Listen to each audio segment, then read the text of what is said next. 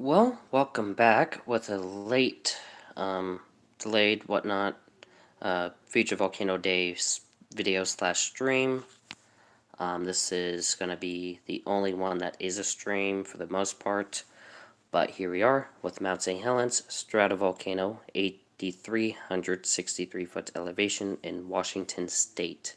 Is dormant, has been since 2008, actually. Oh, they actually labeled that as a Planinian eruption? I didn't even know that, but anyways, tends to be explosive, as you may have known, especially those that were alive on May 18th of 1980. So yeah, today would be the 40th anniversary of that eruption. Little bit past the exact time, but I was stuck in commute due to city deciding to magically remodel part of the train that crosses the main part of the road, and I had to go around it. But yeah, nonetheless, has actually had documented eruptions since 1831, and tends to be on and off every 3 or 4 years. It seems. But nonetheless, well, and the fact it's been nearly 12 years since it last erupted, so it's going to be a bit.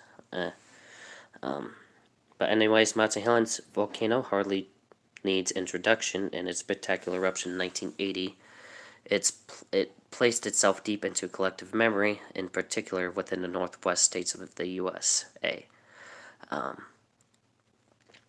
Prior to this eruption and its gradual reawakening, little attention had been given to the volcanic nature, and the beautiful mountain was a popular landmark for excursions.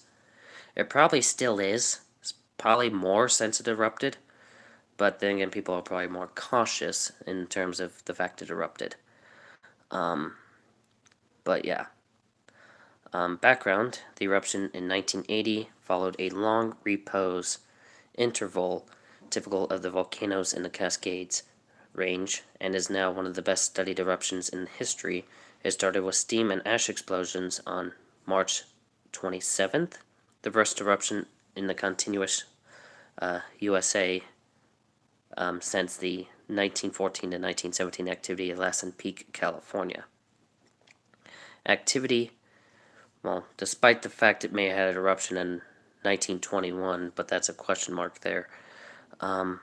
But anyways, activity gradually built up, including the formation of an enormous growing bulge of the northern sector, which at the end measured more than 50 meters, caused by intruding magma. The eruption culminated on May 18th, when almost the entire northern sector of the mountain collapsed in a giant debris avalanche, reaching 30 kilometers or 18.6 miles. It is actually the largest avalanche documented on record. The flank collapse triggered a massive lateral blast wave that totally destroyed everything within a 10-kilometer radius, or about 6.2 miles, and knocked down trees as far as 30 kilometers, or about 18.6 miles. Simultaneously, a vertical Planinian eruption column was erupted from the crater and reached 23 kilometers of altitude. Despite extensive evacuation measures, several people were killed in the eruption, about 60, including volcanologist David Johnson of USGS, who was on his turn monitoring the volcano when the eruption occurred. Also, another notable person who was killed by this was Harry Truman. I think it's Harry Truman, not the present. The present Harry Truman died like 7-8 years before Mount St. Helens went off, but another Harry Truman was killed in this eruption. Like the infamous old man stubborn old man that refused to leave no matter what. But nonetheless,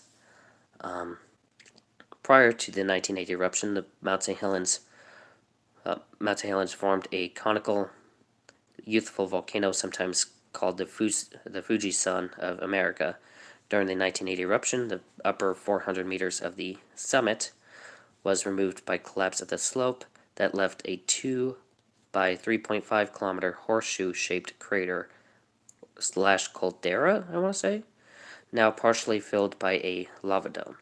Mount St. Helens is a very young volcano, about 40 to 50,000 years of age.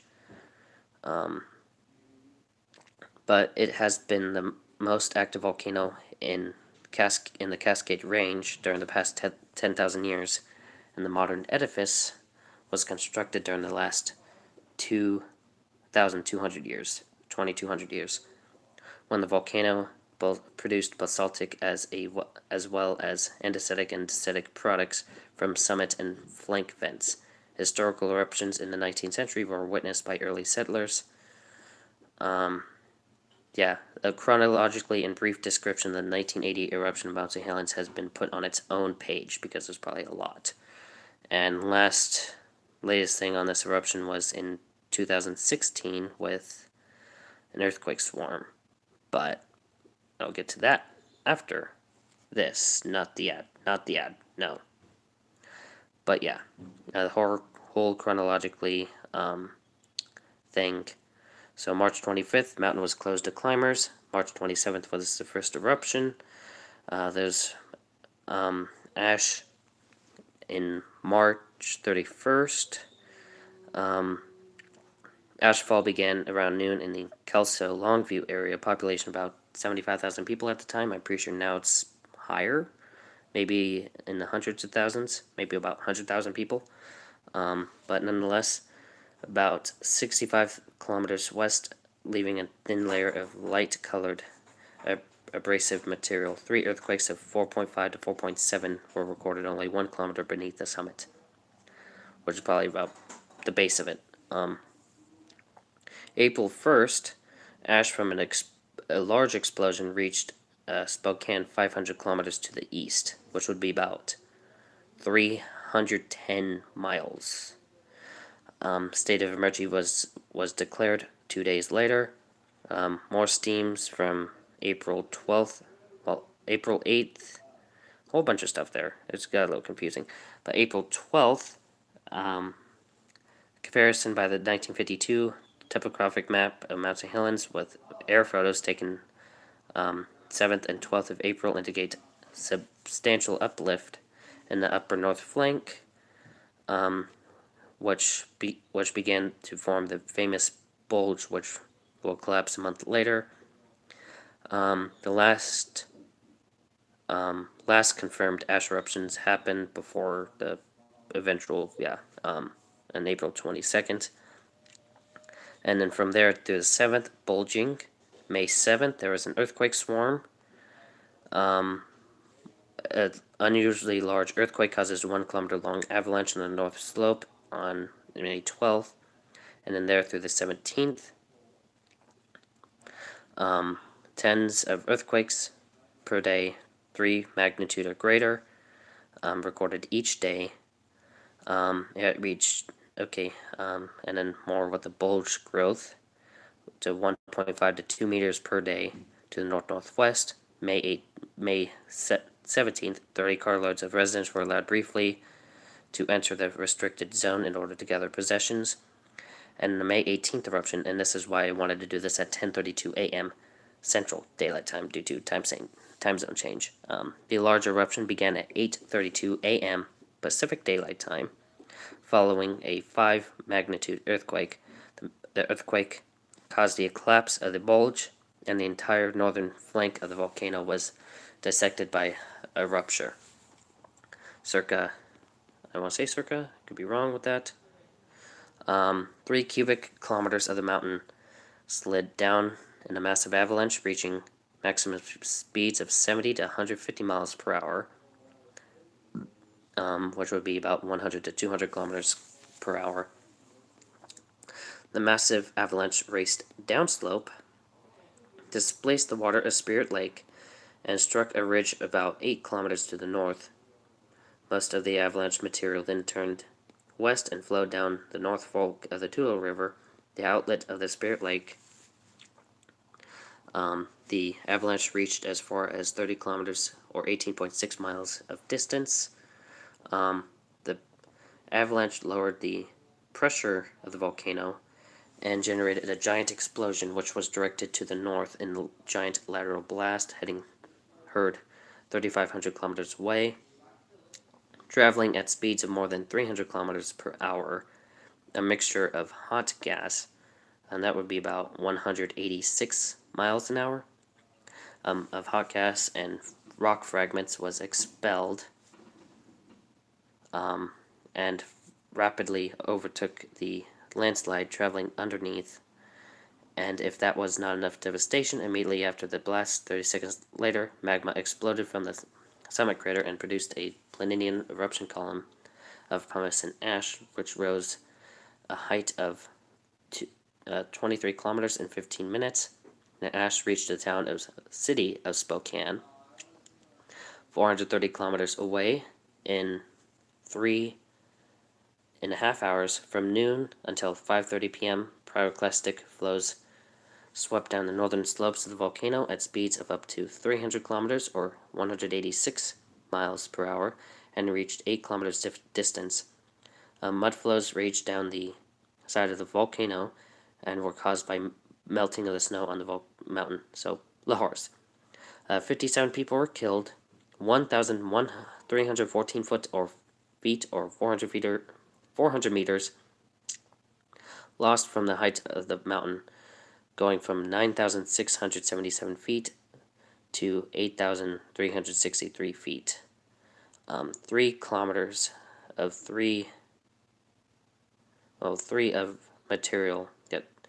Three cubic kilometers. That just confused me because it wasn't exponential and whatnot. But 3 cubic kilometers of material removed from the mountain. About $1 billion of damage estimated. Also, another thing is like the ash actually went like around the world and whatnot, which may have had some effect on the climate, but not entirely sure. But nonetheless, a link to this. The other thing, and you think I'm done yet? Like, yeah, we're not done yet. Got these swarms in 2016 and 2013. There might be more stuff. But small earthquake swarms, no signs of worry. On May 10th of 2016. I like how this was like 8 days before the anniversary of an eruption. But yeah, anyway, since the beginning of 2016, a swarm of small earthquakes have been occurring under the volcano, suggesting that another phase of magma recharge is currently taking place.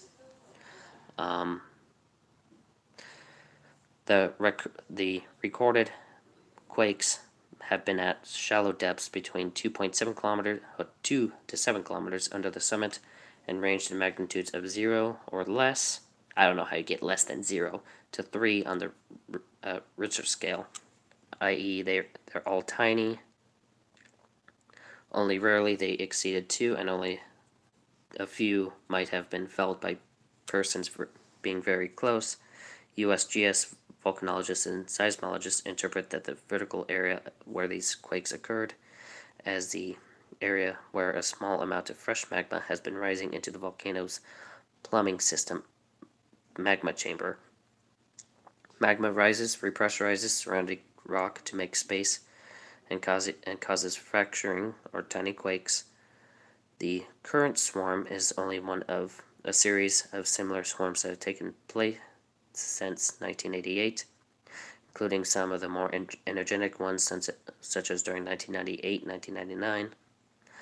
Most such earthquake swarms, not only at Mount St. Helens, but at almost any volcano, are not followed by eruption, or at least not immediately. In the case of Mount St. Helens, a large earthquake swarm during the 1988-1999 time frame preceded the small evasive activity during the 2004 to 2008 by 5 years. So, if that's correct, and that pattern continues, we may see some more activity around 2021, later this year into 2021. And knowing what's going on with 2020, wouldn't be surprised. But for the time being, USGS keeps the volcano at alert level green, normal. The observed seismic activity is too small to justify to justify a raise in alert and is best seen as a part of the normal activity during a dormant phase of a volcano. When the volcano will erupt again, it is almost certain that it will. It is impossible to predict on the basis of these quakes alone. It might be years or even centuries, but based on data from previous eruptions, it tends to not pipe down for centuries. So, and there's been swarms since 2008 with the eruptions and whatnot, so, but nonetheless, and